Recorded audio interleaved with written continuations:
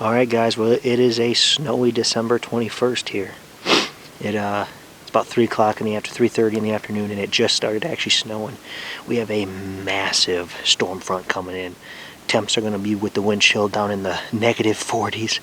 We're talking possibly 9 inches of snow, so great night to be out.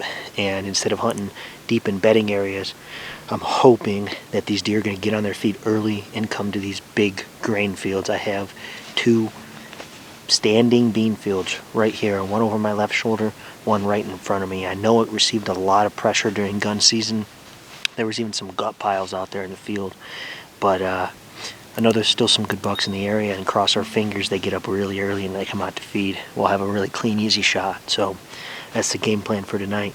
Nothing crazy, nothing special, getting back to the basics, and we'll see what Iowa brings us.